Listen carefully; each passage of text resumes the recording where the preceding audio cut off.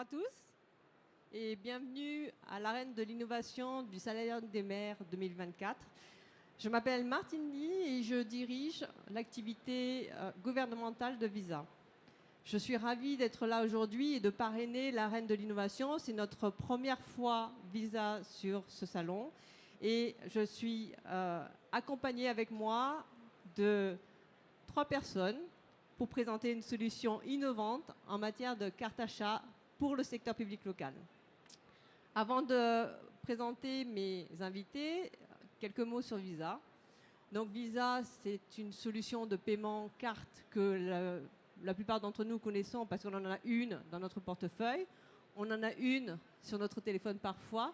Mais Visa, c'est aussi des solutions à destination du secteur public et des collectivités locales pour permettre de payer ses achats et pour permettre aussi de pouvoir verser des prestations sociales. Aujourd'hui, autour de la table ronde qui se rapportera sur la carte achat de Easiness, j'ai l'immense plaisir d'avoir avec moi Sandrine Bailly, présidente de l'APK, Marwan Benjema, qui est directeur général d'Easiness, filiale de la Banque Postale, et Xavier Chauvin, directeur financier adjoint de l'Agence des services de paiement de l'État. Voilà. Donc, je vais commencer par toi, Sandrine, si tu veux bien, avec une question qui est très simple, en fait. D'abord, 1, c'est quoi l'APK? Et 2, deuxième question, la carte achat sur le marché français des collectivités locales. C'est toi qui as l'historique, c'est toi qui la connais le mieux. Je voudrais bien que tu nous partages un petit peu ce marché. Alors bonjour à toutes et à tous. Donc je vais essayer d'être synthétique. Donc l'APK, c'est une association loi 1901 qui fait partie des ESS. On travaille avec les collectivités locales, le secteur public local et l'État et les opérateurs économiques à mieux comprendre le process commande publique, la législation. Donc on a plusieurs domaines d'expertise, l'achat, les achats responsables, environnementaux, sociaux, les moyens de paiement dont on va parler aujourd'hui, autres que le virement bien évidemment, voilà, et puis d'autres expertises sectorielles. Donc ça c'est pour présenter rapidement l'APK. Ensuite, la carte achat sur le marché français. Donc la carte achat, les premières expérimentations ont eu lieu sur le secteur public local en 1992 pour mettre en place ce produit pour favoriser le paiement des collectivités locales.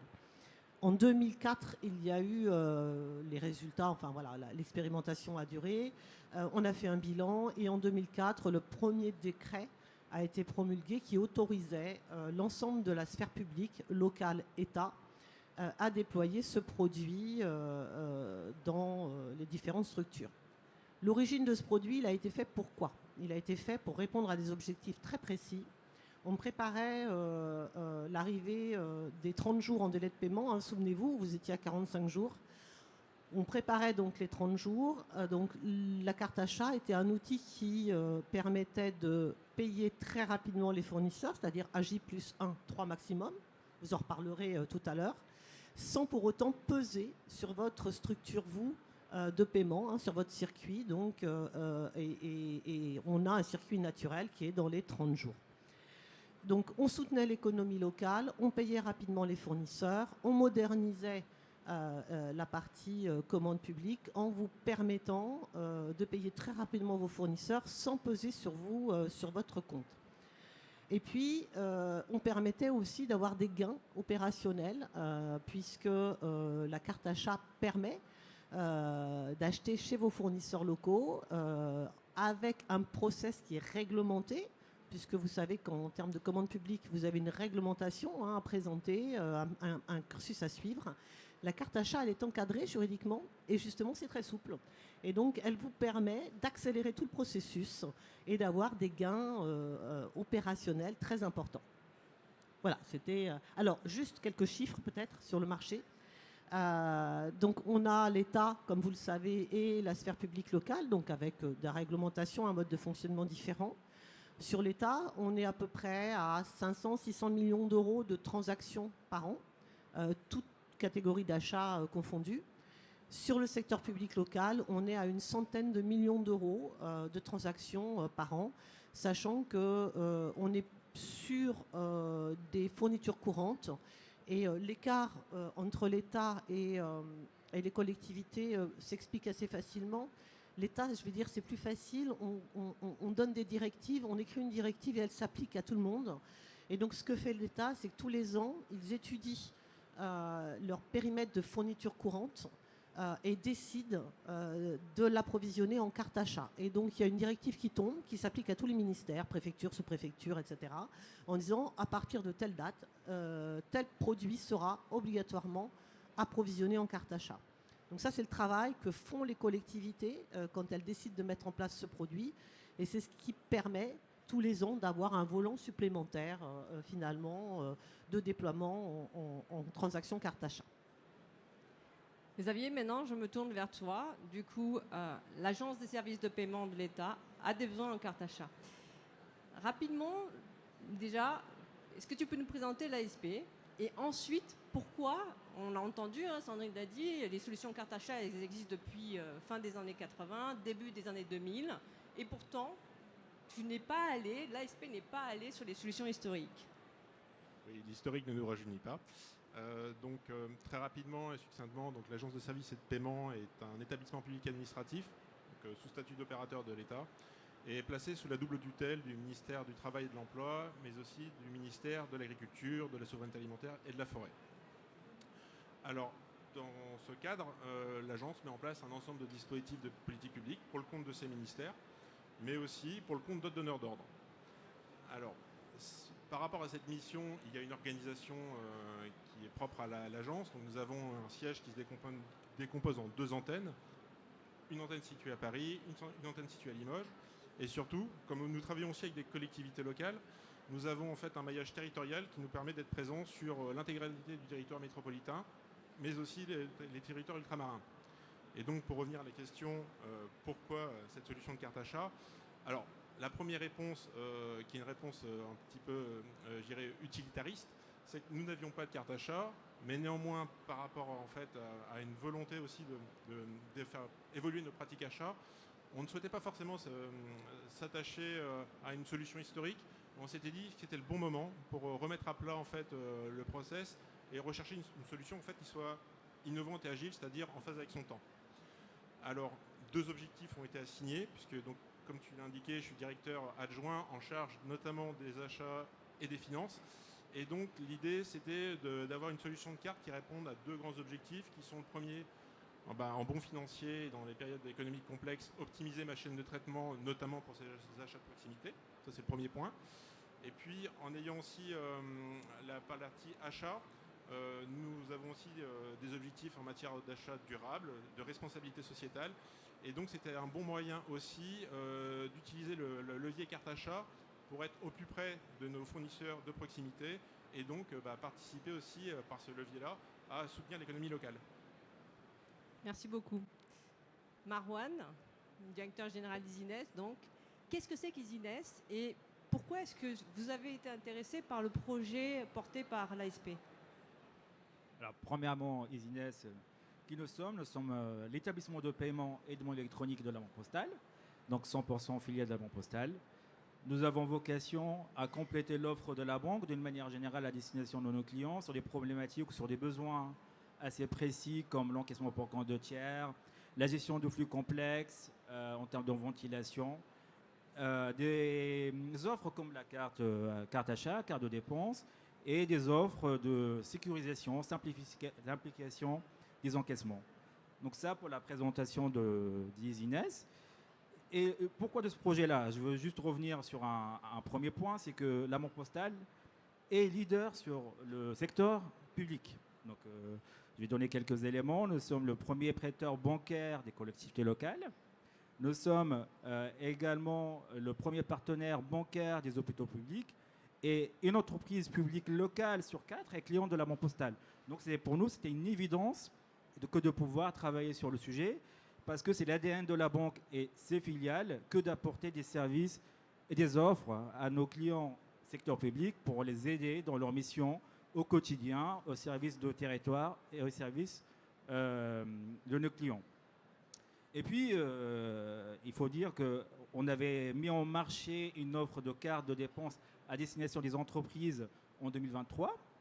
On ne pensait pas qu'ils pouvaient faire office aussi de carte achat jusqu'à ce que le besoin de nos amis de l'ASP émerge. À partir de ce moment-là, on s'est mis autour d'une table avec les différentes équipes de l'ASP. On a mené des ateliers qui ont confirmé que la solution pouvait effectivement répondre. Donc, on a identifié également quelques sujets d'amélioration pour vraiment compléter l'offre. Et je tenais aussi à remercier les équipes vraiment de l'ASP parce qu'ils ont fait preuve d'une ouverture d'esprit, d'une projection. C'est pas facile de se projeter sur une solution qui est là. Donc, avoir cette co-construction, c'était très important pour nous. Et co-construire une offre publique à destination d'un secteur public avec un acteur public de premier plan. Je vais reprendre une phrase d'un célèbre acteur pour une célèbre marque de café, What else? Enfin, c'est une opportunité unique. Voilà. Très bien. Xavier, dans ce projet, quelles étaient les attentes très concrètes de l'ASP vis-à-vis d'Isines? C'était quoi le cahier des charges précisément? Alors, je vais revenir juste sur un élément en amont. Dans le cadre de nos relations contractuelles, nous avons fait le choix d'une solution d'un marché innovant. Donc ça veut dire qu'effectivement, on voulait aussi s'orienter sur une entreprise qui est spécialisée dans la fintech. Et donc on voulait avoir votre retour d'expérience par rapport au projet qu'on avait. Et donc 3 objectifs là aussi derrière. On s'était mis du point de vue porteur de carte. Donc là, votre solution en fait offre une grande simplicité et facilite à améliorer l'approvisionnement pour les achats de proximité. Donc là, le point de vue porteur de carte était essentiel. Le deuxième élément qui concourt en fait avec la réforme aussi de la responsabilité du gestionnaire public, c'est que votre solution, elle apportait en fait une traçabilité de bout en bout. Et donc, dans un monde où il y a une séparation dans la sphère publique entre l'ordonnateur et le comptable, nous étions en capacité de disposer par l'interface d'une auditabilité et d'une traçabilité de l'ensemble du processus. Ça, c'est le deuxième facteur qui nous intéressait grandement. Et le troisième, qui est aussi dans le corollaire de ma première réponse, qui était tout simplement améliorer en fait, concourir à faciliter la vie des entreprises en améliorant en fait le délai de paiement, puisque nous étions sur un achat traditionnel, donc qui n'était pas assez vertueux en termes de délai de paiement. Merci beaucoup. Marouane, et à toi aussi, je vais poser la même question. De façon très concrète, quelles sont les fonctionnalités que vous avez développées et qui, du coup, permet de répondre aux besoins de l'ASP en termes de sécurisation, en termes de paiement, concrètement? Alors, concrètement, je vais reprendre les différents points que Xavier a évoqués. Premièrement, le fait qu'on mette à disposition une solution opérationnellement simple et déployable.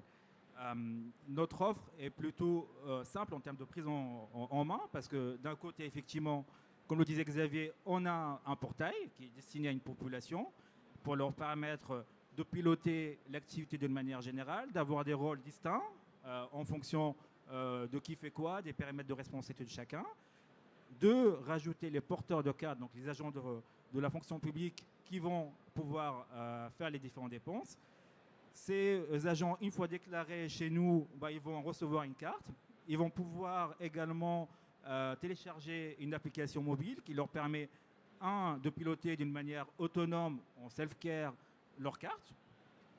2, d'avoir accès au crédit qui leur a été alloué.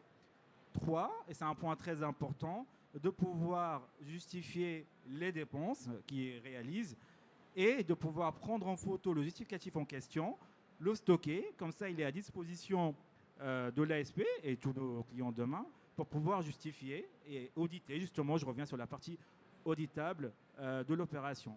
Donc ça, c'est le premier point. Le deuxième point, sur le circuit court, la facilité d'implémentation.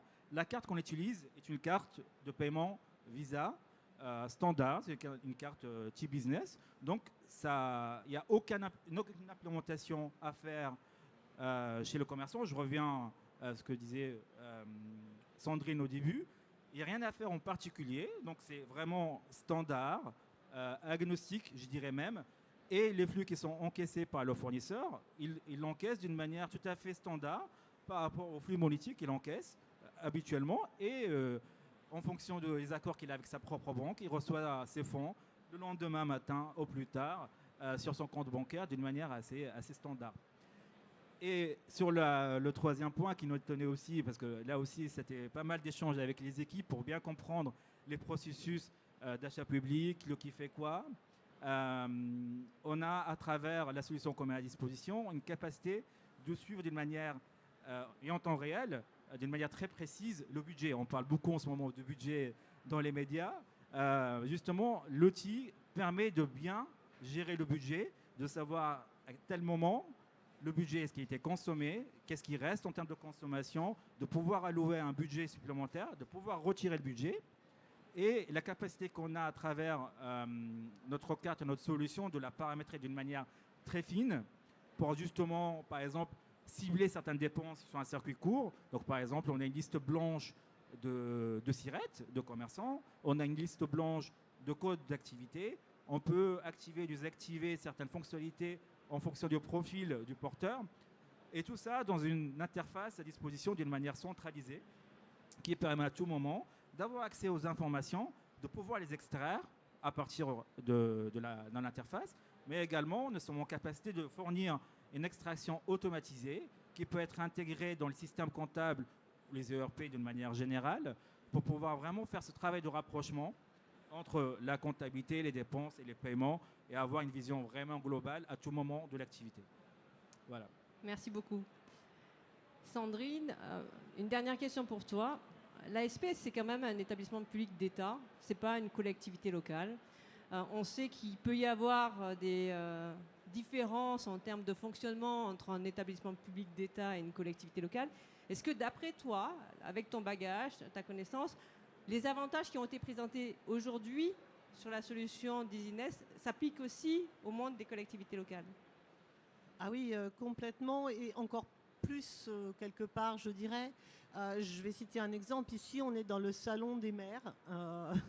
Une mairie, un maire, il est très proche de ses administrés, il est très proche de son bassin local d'emploi. Il connaît les entrepreneurs, les fournisseurs, il est très soucieux finalement d'avoir un équilibre économique. Le département aussi, la région aussi, enfin tout le monde est très sensible. Donc le secteur public local a une sensibilité très particulière par rapport à ça. Et du coup, Xavier l'a souligné tout à l'heure, le fait d'avoir ce produit, ça permet quand même, il faut bien se le dire, aujourd'hui c'est Chorus Pro. On charge une facture. On demande à son petit fournisseur, sa boulangère d'à côté qui on va acheter 5 chouquettes. Donc soit on a une régie d'avance et c'est compliqué, soit on demande à sa boulangère d'aller charger une facture dans Chorus Pro pour être payé de 150 € par exemple, parce qu'on fait une réception, mais on fait quoi là? Et du coup, avec la carte achat, vous ne faites pas ça. Vous allez à la boulangerie que vous avez référencée, comme le disait Xavier, vous payez avec votre carte bleue, Visa, comme tu le disais. Pour la boulangère, c'est transparent. Elle fait son encaissement. Je prends en photo et c'est merci Xavier d'avoir participé et du coup à Easyness à ce développement. Donc tout se suit de manière dématérialisée. Donc ma boulangère, je ne l'oblige pas à aller charger sa facture dans Chorus Pro. Et donc oui Martine, les collectivités locales, comme l'a fait Xavier, ont tout intérêt à déployer au maximum ce produit sur notamment les achats, là je vais avoir un terme un peu technique, hein, mais de gré à gré, donc moins de 40 000 €, notamment avec tous leurs fournisseurs. Enfin, parce qu'ils sont payés le lendemain, ils ne cherchent pas dans Chorus Pro. Vous avez la facture grâce à ce qui a été développé avec la SP et Easyness qui remonte directement dans le système d'information, mais c'est que du bonheur. Et tout ça est sécurisé, contrôlé. Et je pense à tous les maires de communes, notamment les communes rurales, enfin, comment elles font, enfin, tout est très compliqué. Et donc, comme c'est encadré, eh ben, vous avez le droit, puisque le texte dit, si vous n'avez pas la carte achat, vous payez la totale. L'ouverture de compte chez le commerçant, gna gna gna, la facture dans Chorus Pro, le bon de commande qui suit avec le dossier administratif pour le paiement, donc le circuit de mandatement, vous avez la totale. En carte achat, pouf, tout ça a disparu et c'est écrit dans le texte, c'est réglementaire. Donc c'est quand même pas magique, mais c'est quand même très facilitateur et je tiens à souligner le travail que Easiness et l'ASP ont fait parce que la carte achat, ça existe depuis 2003, mais les interfaces, c'est un peu le monde des dinosaures. Hein. Alors que là, on est rentré quand même dans un truc digital, souple, agile, compréhensible par tous. Donc voilà, oui, il faut y aller. Et un seul périmètre, tous vos achats, moins de 40 000 €, il faut foncer. Merci beaucoup. Est-ce qu'il y a des questions dans l'assistance avant qu'on ne clôture la table ronde? Non? Très bien. Donc pour clôturer cette table ronde, je synthétiserai un petit peu les avantages de cette solution avec 3 points. Le premier, c'est que c'est une solution qui se déploie très facilement côté acteur public, avec une interface agile, facile à prendre en main. Que du côté marchand, c'est aussi une solution qui est très bien acceptée, puisque la plupart d'entre eux sont équipés de terminaux de paiement, physiques ou digital. Et le troisième avantage, c'est quand même de pouvoir payer ses fournisseurs en temps et en heure, avec des délais de paiement très courts, très très importants aujourd'hui, avec la situation économique dans laquelle on vit, et qui va être très important pour pouvoir soutenir ces fournisseurs locaux dans une politique d'achat responsable. Est-ce que vous voulez rajouter un mot? Non. Merci beaucoup à tous. Merci de nous avoir suivis.